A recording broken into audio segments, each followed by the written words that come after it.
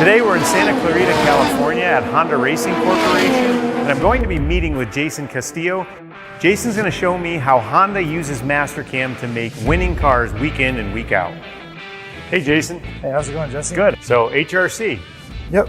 Yeah, this is where I come here and work every day. So I'm the production director, in charge of basically the manufacturing, the build shop, the QA, all the divisions that really bring together the final product that goes in the race car. Right.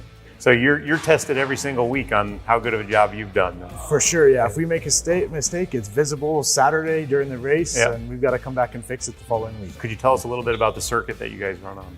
Currently, we race in both IndyCar and IMSA Sports Car, along with we have a couple off-road projects. We've got a pilot that races in Baja and some smaller grassroots series that we are involved in. Awesome. So I know HRC uses Mastercam. I'm really excited to see what you guys do with it. I've heard some great things. But before we do that, I'd love to see, you talked about the dynos, that's where you started. I'd love to see some of the other stuff that goes on here at HRC. Yeah, let's go ahead and take a tour of the facility. Awesome. All right, so this is our office area where all the departments sit. So we've got here is our procurement division. We've got our project division there, all of our engineers there, and then our leadership and presidents sit in the center. Looks like you've got some small models up there. Yeah, those are years past scale wind tunnel models that are now decorations for us. Yeah. Looks like we're looking at some motors down here. Yeah, so down below us is our assembly shop where we build all of the engines that HRC races within the North America. So we've got multiple engines being built, but we've got IndyCar sections, sports car sections. They're all currently based on a V6 twin turbo configuration. I guess there's probably some talent down here who knows how to put an engine together. For sure. There's hundreds of years of experience. Some, single associates have 50 plus years building race engines. Wow. We're organized really into a bottom end build facility, and then all the sub assemblies get built. So we build all the, individual components, and then it goes together as a full final. So final assembly happens in here too? Yep, final assembly, and then once they're done, they go to our dyno facility where every single engine before it goes out the door runs across that dyno. I'd love to see that. Let's go ahead and take a look. So what are we looking at here? So this is our dyno facility where we have 5 fired test cells. One of them is dedicated to single cylinder combustion research. The rest are full engine, and then one of those is actually a full drivetrain. So you have the transmission, differential, everything to the half shafts of the car. So on this test cell here, we're changing over engines, but that one there, we're currently running calibration testing for Indy. So actually Indy racing this year, the Indy 500, they're working on the calibration for that. So how long do one of these engines have to last? So 2,500 miles is generally what our target is for the IndyCar series. For sports car, that goes up to like 4,500 miles because you have the longer endurance races. Daytona 24 is a big part of that. Obviously, you have to be fast to win the race, but to cross the finish line, you've got to actually have a running car. So it's a dichotomy between those two groups, really pushing the two, but everybody's working together to make sure we achieve the target. Well, if you guys have a failure in here, because you're all contained in this facility, you can figure that out, you get the engineering heads on it, come up with a solution, and then you're machining a part a few days later and turning that around for the next weekend? Oh yeah, there's times when it's a one-day turnaround. Literally, we'll blow something up on the dyno or have an issue on the dyno. We'll walk right over to the manufacturing facility, say, hey, we need to change this on the component. They change the program, run it, and the next day we're running that new part. Wow. Can we get in one of these? Yeah, we can go ahead and take a look inside. Cool. All right, so this is one of our full engine test cells. We're currently running an IndyCar engine. So we manage the temperature of the engine to whatever we need to. We can mimic ambient conditions. So if it's a rainy, humid day, we can mimic that with a whole intake system. Can you run this engine through a full race on this dyno? 100%. And match all the conditions, the shifting, everything with the transmission? Correct. That's a big part of how we run our durability. Is we'll actually look for the prior season. We'll take all the different lap profiles that we see because you get differences in drivers, right, of how they drive the car.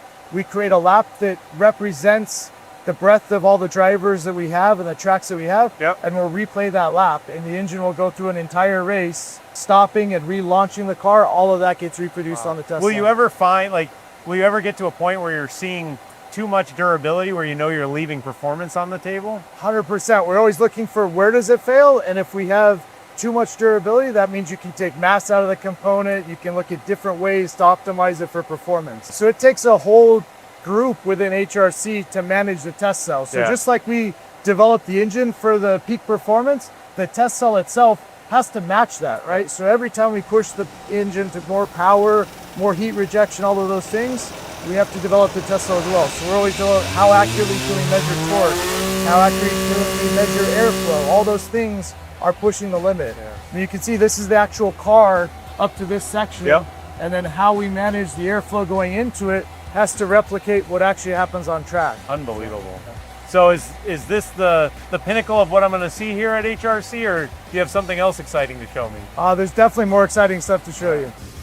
Hey, Kyle. Hi, how's it going? Good. How are you? I am excellent. You got some 5-axis motion going on over there. Yes, I do. Nice. We're doing some interesting milling on this machine. So Integrex i200, this is obviously a multitasking machine. You've got turning capability, milling capability.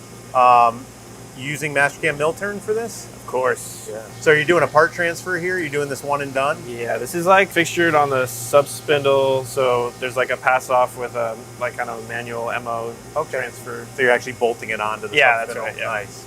So with that complex geometry, what kind of toolpaths are you driving this with? Are you using like a Port Expert or a unified toolpath? Yeah, it's a good question. Yeah, so a lot of it is programmed with Unified. I would say most of it we're using like kind of between Unified Guide and Morph to kind of get all the way down the blades from one side. Kind of helps everything match up nice. Yeah. Yep. Excellent. Yeah, we usually start and try to turn away as much as possible. So of course this kind of is past the turning already. Mill turn allows you to manage that stock from the turning side of things all the way through milling. You're simulating the whole thing. So by the time you get out here, you're ready to post and run this thing. Yeah, we can get on the machine with a lot of confidence, which is great because that's kind of the name of the game. So I see you running Unified over here on the mill turn, but I see some Maquinado 5-axis over there, and I'm guessing you've got some cool parts there as well. Of course. Can you show them to me? Sure. All right, let's check them out. All right, Maquinado DA300. What are you guys making over here? Here we're making water pump impellers. All right, so this is the stock here. So you're doing the impeller up on the top of this? Yeah, that's right. Yeah, we turn this shape to hold the tolerance that must be held from this kind of shape to the back face. Okay. And then we load it up in a fixture here and machine the fins. So you guys aren't buying even water pump impellers off the shelf. No You're way. making everything. Walking through the dyno area, I mean, all the test rigs that are in there to get down to that level where you're optimizing a water pump impeller, just really amazing. Yep.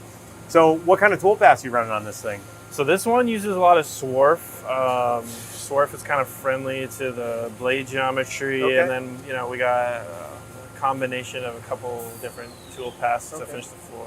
Yeah, and having a full 5-axis machine really makes parts like this doable. Hell yeah. So do you guys, for verification to make sure you don't have any collisions, are you using Mastercam simulation? Are you using any other verification software? Yeah, we are. We also use Vericut. Nice.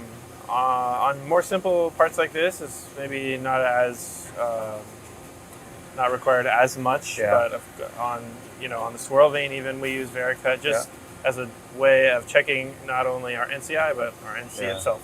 Right. So if you're doing a full engine block, like you guys are machining billet engine blocks, you're not going to run that without first running it through some G-code verification. Yeah, absolutely. Yeah. Vericut is required for that project for sure. Okay. Well, I also see you've got some regular lathes in here too. Can we go see some of the parts over there? Sure. All right, let's check it out. So what are you making over here, Kyle? So these are what we call butterfly valves. They're a little throttle valve. Yep.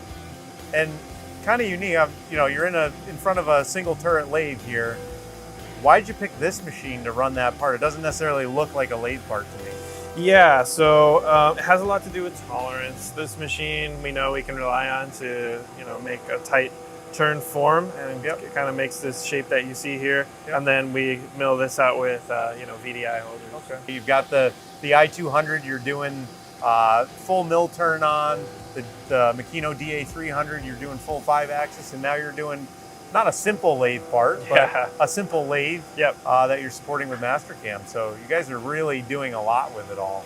Yeah, it really allows us to kind of make our ideas come to life, So I'd like to see where the magic happens. You guys, where's your computer at? Where are you doing this programming?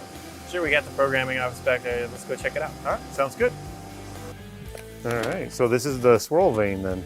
That is right. Yep. That looks like the unified toolpath you got running, and you've got the machine simulation as well. Yeah, so this is what we kind of use to get the inside of the blade. Yep. This one is a unified guide. Nice. Super helpful to have that full machine sim when you're in there. You get a really good idea of where the subspindle is positioned versus the B-axis head. It's really the power of Mastercam mill turn. That's right. Being able to kind of like swap between this and then, you know, like I said, this is kind of like NCI prove out, and then we have Vericut for like G code or NC prove out. Yep.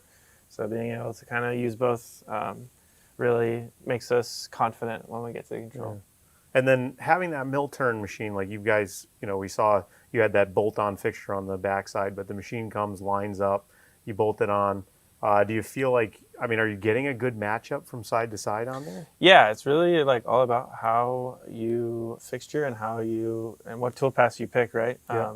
So like when we machine the second side, we're kind of like hiding our mismatch in just the right place from side to side, yeah. Yeah. So from walking around here with Jason and seeing, you know, the finished cars, the testing you guys are doing out on the dyno out there, the machines making these parts, but really it kind of struck me that those cars are really just a culmination of a bunch of little Mastercam toolpaths, right? All coming together, and obviously it takes you guys to do all the work, but really, really awesome.